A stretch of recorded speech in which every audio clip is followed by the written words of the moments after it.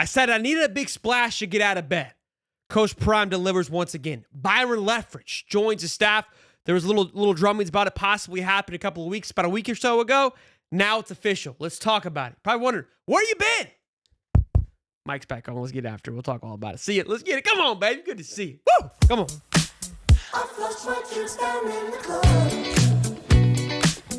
Been missing some time. That's on me. Let's clock back in, okay? I like to take some time, get away, hang out with the family, do my thing. Got that rocking and rolling. Little spring break action. It's all good, though. We're rocking and rolling here. Spring ball's been flying. I've been watching the clips, keeping up, been getting the itch. Guys, like, hey, we got to get back into the studio, get the mic back in front of us, so let's talk about it. And today was no better day to talk about it with Coach Byron Leftwich. Jags fan myself, love this. Love Byron Leftwich, obviously, for multiple reasons. Went to Tampa Bay, went to Super Bowl with Tom Brady. Offensive coordinator the last couple of years at Tampa Bay. This is an absolute steal for the Buffs. This man is putting together a lineup that is for the ages. Marshall Faulk, Warren Sapp, Byron Leftwich, and did I forget to mention, I don't know, the head coach himself, Coach Primetime, Deion Sanders. Are you kidding? We look past the fact that the head coach is still Coach Prime. We talk about all these names. Coach Prime's there too. It's unbelievable watching it all unfold. Julian Lewis and these boys are absolutely spoiled with this pickup here. This is going to be absolutely massive for the quarterback room. I know a lot of people, there's probably a little bit of concerns, a little bit of bubble gut with the transfer, or with, the transition, I should say, from Shedeur Sanders, obviously, to Salter, and now, of course, Juju. But you feel like the transition is being handled and managed as best as it possibly could. You're bringing in an up-and-coming rising star in Juju. You're bringing in a nice veteran presence with Salter. And then now just the staff that you're building around it. Obviously, the talk this offseason, Jordan Seaton said it himself in an interview, we're going to run the ball. That is the priority. The priority on the offensive line, obviously the priority on Marshall Faulk and bringing up that running back room. And he even said it last year, and I kind of said it last year, with the fact that you had Shedeur Sanders in just the elite wide receiver room, who didn't want to throw the football? And he's right. We all wanted to see him throw the football. But I digress. Massive pickup here for the Buffs. Man, it just feels like every time you feel like Coach Prime has showed you every deck in the card that he has, he makes a new deck, and he starts showing you more cards. It's an absolute blast to watch.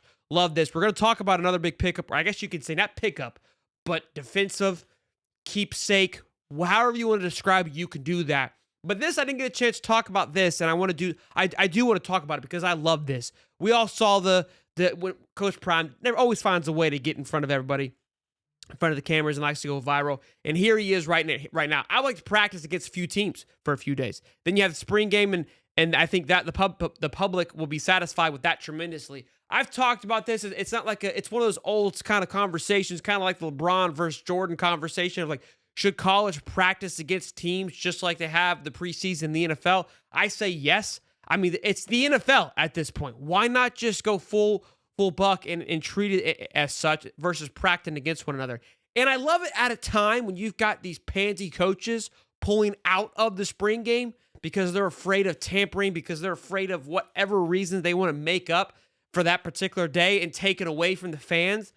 Coach Prime and Coach Fran Brown, who I absolutely love, former Georgia coach, safety coach, has hit Syracuse the ground running. Love him to death. Keep an eye on him in the ACC next year. I like him going for that ACC championship, but I digress once again. Love that both of them are like, let's get after it. I love this. Will this come to fruition? I don't know, because what people don't see is it's all the people behind the scenes. They like to ruin it. They like to ruin the fun for the rest of us. They think they know it all. They have all these rules they have to follow. It's unfortunate, I will say. But if this were to happen in a time, I love it. You've got one group going one way where they're like, we're not going to do the spring games anymore. And I had a feeling, I was like, if this kind of goes through, will other people follow and become a norm? Then you got coaches like this that are pushing the complete opposite. You're kind of coming to a head here. And I would love for them to do this and then have a multitude of success heading into next year, showing like, this is why you don't sit out. This is why you double down when it's time to double down. So, again, I didn't get a chance to rant about this. It happened about a week or so ago, but let's see. We'll keep an eye on it, when we rock and roll it. Next up, of course, the big one. Robert Livingston signs the biggest contract in CU history. We have already talked about it, but now Obviously, with the guys being able to get behind the mic, just talking about how that unfolded. And he goes, look, Colorado made me a priority. I felt that I couldn't just leave after 1 year. I think this is going to be one of the biggest signs of the year in college football. It'll be talked about more next year. It's not going to have, I think Colorado knows what they had, and obviously the Buff fans know how good Robert was last year. And the fact that a lot of NFL teams were eyeing him, they saw what he was able to come in and do. And look, it's no surprise how Coach Prime is running his facility. He's running it like a very NFL-style organization. All that kind of just tempo of the game. And if you don't know, he came from the Bengals. He was a secondary coach there, had a lot of success there. So one of those new young coaches that's going to have a lot of eyeballs on him. And in a way, a lot of young coaches, in my opinion, kind of like young quarterbacks, they're a hot commodity. And if a young coach / young quarterback shows promise and signs of success, people will just jump on and throw everything at it, trying to make them successful. And I love that. I want that to happen. I also believe in hitting your stride at the right time. I think him staying for however many more years is fantastic. I would love 2. I think 2 is a nice, healthy amount to kind of establish himself and really see, like, how does he work through all adversity, and then allow him to also get some more experience to maybe possibly go into DC in the NFL or maybe a head coach or whatever his aspirations are.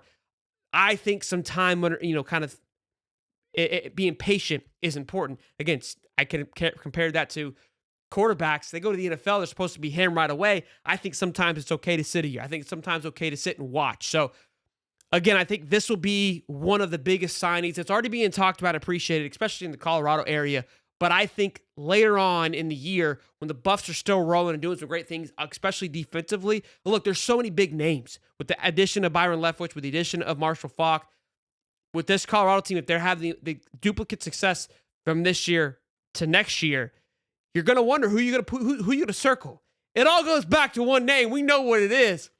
But you got to give credit to the guys around it and the staff that he has put together thus far. It's living up to it's start ramping up to those high expectations. And man, I think Colorado's going to be one of those early favorites once again, once they see this talent. And I think if you're able to see it compared to a Syracuse and Fran Brown's team, it's going to be really fun. Well, boys and girls, I hope you enjoyed the comeback. It feels good to be back in the saddle, rocking and rolling once again. I apologize for the longevity of kind of stepping away from a little bit, but got family time when I can, okay? Then, of course, now we're ramping up. We're in the middle of March. March Madness is my time of year, and then we'll head into spring games. May will slow down a little bit, but June, July, we'll pick right back up. Obviously, we'll have Big 12 Media Days, all those good things. You know the drill. Smash the like button, subscribe. Hope you guys enjoy the content. Let me know down below in the comments, how do you feel about all these moves? Byron Leftwich being the most important one. We'll see you on the next one. Peace and love, baby.